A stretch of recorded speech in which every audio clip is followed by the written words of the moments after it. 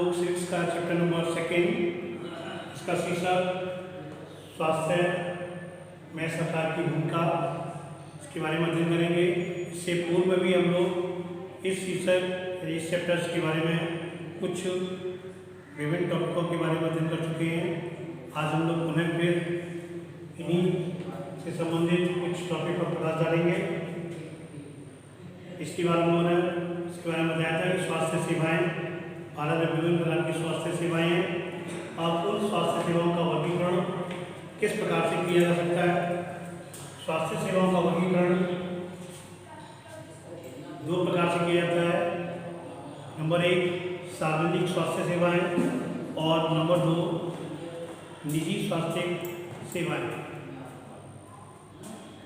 सार्वजनिक स्वास्थ्य सेवाएं उन सेवाओं को कहा जाता है जो सरकार के द्वारा मुहैया कराई जाती हैं और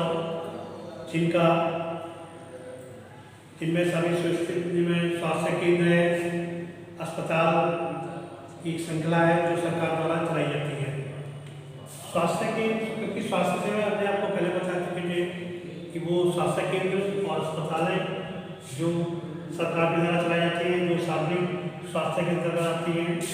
स्वास्थ्य केंद्र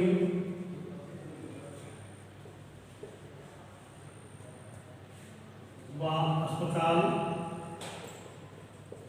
जिनको सरकार के द्वारा चलाया जाता है, इसलिए वो सार्वजनिक स्वास्थ्य सेवाओं के अंतर्गत आते हैं। ये केंद्र अस्पताल आपस में जुड़े हुए हैं, जिससे शहरी व ग्रामीण दोनों क्षेत्रों को सुविधाएं प्रदान करते हैं। क्योंकि स्वास्थ्य केंद्र ग्रामीण क्षेत्र में बनाए जाते हैं, लेकिन ये सब एक दूसरे से जुड़े होते हैं। सरकार के द्वारा जितने भी उपक्रम चलाए जाते हैं वो सब एक दूसरे से जोड़ा जाता है। छोटे स्तर वाले को बड़े स्तर से, बड़े स्तर वाला सरकार से जुड़ा रहता है। सभी बीमारियां साधारण से लेकर के और जो विशेष देखभाल वाली बीमारियां इलाज करते हैं। ग्राम के स्तर पर एक स्वास्थ्य केंद्र होता है जहाँ पर एक नर्स और एक ग्राम स्वास्थ्य सेवक होता है। स्वास्थ्य केंद्र में क्या होता है, जहाँ पर नर्स व ग्राम स्वास्थ्य सेवक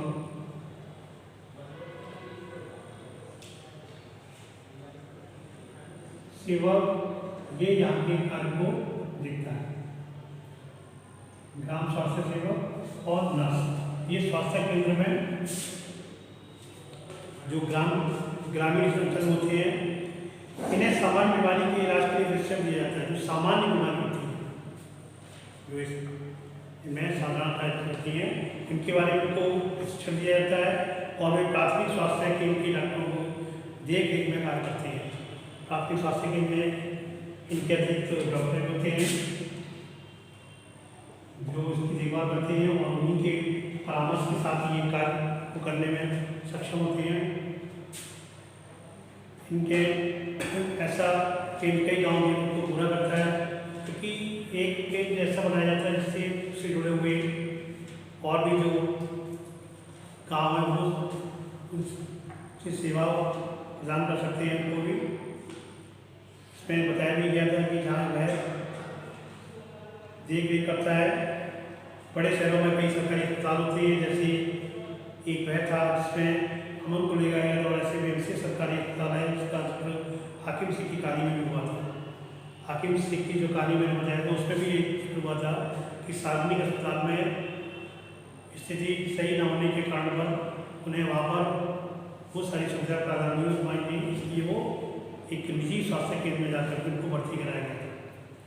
इस स्वास्थ्य सेवा को कई कारणों से सार्वजनिक भी कहा जाता है, जैसे सरकार ने सभी नागरिकों को स्वास्थ्य सेवा प्रदान करने की वचनबद्धता को पूरा करने के लिए ये अस्पताल और स्वास्थ्य केंद्र स्थापित किए हैं। क्योंकि इन सेवाओं को चलाने के लिए धन उस पैसे से आता है जो लोग सरकार को टैक्स के रूप में देते हैं। सरकार के द्वारा जो टैक्स प्राप्त होता है, क्योंकि वो सारा टैक्स है वो सरकार की आय होती है और उन्हीं उस आय को जब वो जनता के लिए व्यय करते हैं, खर्च करती है, वो क्या होती है कि सरकार का की व्यय खर्च होते हैं। तो वो पैसा सारा इन्हीं जो सामाजिक सेवाएं होती हैं, सार्वजनिक सेवाएं होती हैं, उनमें उनको लगा दिया जाता है। इससे गरीब लोग भी इलाज करा सकें। स्वास्थ्य सेवाओं का अन्य कारण भी है बीमारियों में जैसे टीबी, मलेरिया, पीलिया, दस्त लगना, हैजा, चिकनगुनिया आज को फैलने से रोकना, इसकी व्यवस्था सरकार के लोगों के सहयोग से करनी होती है, अन्यथा यह असफल हो जाएगी, क्योंकि सरकार के साथ साथ लोगों को भी उनमें सहयोग करना पड़ता है। कुछ बीमारियाँ ऐसी होती हैं जिनका अधिक रूप से पालन करना होता है। उदाहरण के लिए मच्छरों को पैदा होने से रोकना, क्योंकि मलेरिया या डेंगू, चिकनगुनिया ये मच्छर के द्वारा होती हैं, और मच्छर कहाँ बनाते हैं, जहाँ गंदगी होती है। इस प्रकार से उनको का सहयोग सरकार का जनता को करना चाहिए, उनके सहयोग से ही उन्हें सफलता प्राप्त होती है। फिर दिया भी है ताकि उसे के प्रोग्राम में उन्हें याद करिए आप इस पर, क्योंकि वो कोर्ट में मामला उनका क्यों गया था, क्योंकि उन्हें वो सरकार के द्वारा, जबकि उनका ये गलत अधिकार था स्वास्थ्य के लिए स्वतंत्रता का अधिकार, लेकिन किसी कारणवश उनको वो सुविधा प्राप्त नहीं हो पाएगी, इसलिए वो कोर्ट में गए थे और कोर्ट से उन्हें सारी सुविधाएँ जो नहीं मिली थी, जो हर्जाना था, वो उस देश की सरकार को देना पड़ा था। क्यों देना पड़ा था? क्योंकि संविधान में के अनुसार लोगों के हित को सुनिश्चित करना और सबको स्वास्थ्य सेवा प्रदान करना सरकार का प्राथमिक कर्तव्य है। इस कारण से सरकार को हमें के जीवन के अधिकार की रक्षा करनी चाहिए। इसीलिए अदालत ने वहाँ पर कहा भी था कि हाकिम से कुछ जिन कठिनाइयों से गुजरना पड़ा है, उन पर उनकी जान भी जा सकती थी। यदि कोई अस्पताल समय पर व्यक्ति को इलाज नहीं प्रदान करता है तो इसका तात्पर्य है उसे जीवन की सुरक्षा नहीं दी जाती। और अदालत ने उनको ये भी कह दिया था कि जो भी उनका खर्चे हुए वो सारा उस देश की जो सरकार करेगी और आगे से नियम बनाएगी कि इस प्रकार की कोई भी घटना घटित न हो। तो वो सब संविधान के अनुच्छेद के कारण हुआ था, जिसमें स्वास्थ्य स्वतंत्रता का अधिकार प्राप्त है। इस कारण से वो केस को जीत गए। इसके बाद इस प्रकार से सार्वजनिक स्वास्थ्य सेवाएँ, सेकेंड आता है निजी स्वास्थ्य सेवाएँ। उसी प्रकरण में ध्यान होगा कि हाकिम से वाले प्रकरण में जब उन्हें सार्वजनिक स्वास्थ्य सेवाएँ से कोई लाभ नहीं मिला, उनको वहाँ पर एडमिट नहीं किया गया था, इसलिए भी वो निजी स्वास्थ्य सेवाएं के लिए निजी अस्पताल में गए थे, जहाँ से उन्होंने इसको प्राप्त किया था। तो निजी सेवाएं जो स्वास्थ्य सेवा होती हैं वो हमारे देश में कई तरह की स्वास्थ्य सेवाएं पाई जाती हैं। बड़ी संख्या, जिसमें बड़ी संख्या में डॉक्टर निजी दवाखाने चलाती हैं। ग्रामीण क्षेत्रों में पंजीकृत चिकित्सा सही मिल जाती हैं। शहरी क्षेत्रों में बड़ी संख्या में डॉक्टर हैं, जिनमें से बहुत से विशेषज्ञ भी हैं जो इस प्रकार की सेवा प्रदान करते हैं, जिससे बड़ी से बड़ी बीमारियों को दूर किया जा सकता है। निजी रूप से चलाए जा रहे अस्पताल और नर्सिंग होम भी हैं, काफ़ी संख्या में प्रयोगशाला भी है, जहाँ पर ब्लड टेस्टिंग के लिए या ब्लड बैंक के रूप में बनाया गया है, जहाँ पर विभिन्न प्रकार के अलग अलग समुदाय के लोग आकर के उस ब्लड को वहाँ डोनेट करते हैं और अपने ग्रुप से संबंधित कोई भी ग्रुप मैच करने के लिए उस ग्रुप का ब्लड होता है उसको वो वहाँ से खरीद भी सकते हैं। इस प्रकार से कई और इसके अलावा कुछ परीक्षण करती है, जैसे विशिष्ट सुविधा उपलब्ध कराती है, जैसे एक्सरे है, एक्सरे के लिए अल्ट्रासाउंड है, आदि ऐसी विभिन्न प्रकार की, या ब्लड चेकिंग के लिए जो लेबोरेटरीज हैं उनमें भी जब प्राइवेट सेक्टर में निजी स्वास्थ्य सेवाएँ मुहैया कराई जाती हैं, जहाँ से ये दवाइयाँ भी उत्पन्न प्राप्त कर सकते हैं। इसलिए इनके नाम से ज्ञात होता है कि निजी स्वास्थ्य सेवाओं पर सरकार का स्वामित्व अथवा नियंत्रण नहीं होता।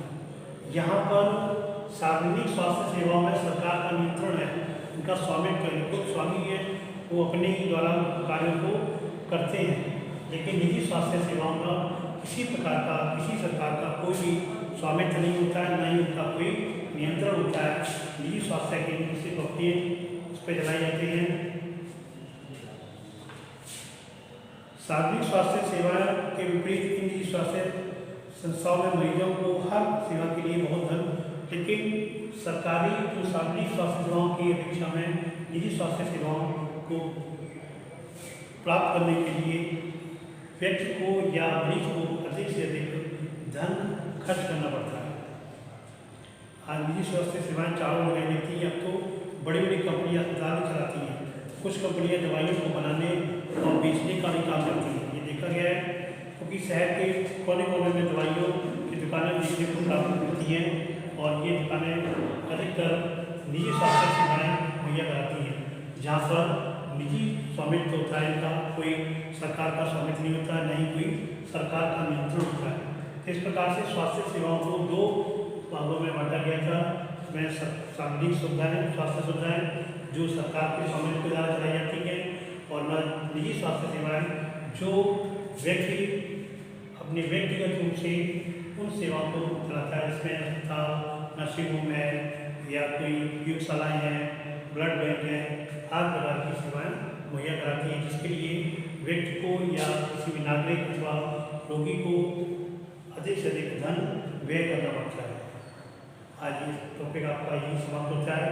Thanks, have a good day.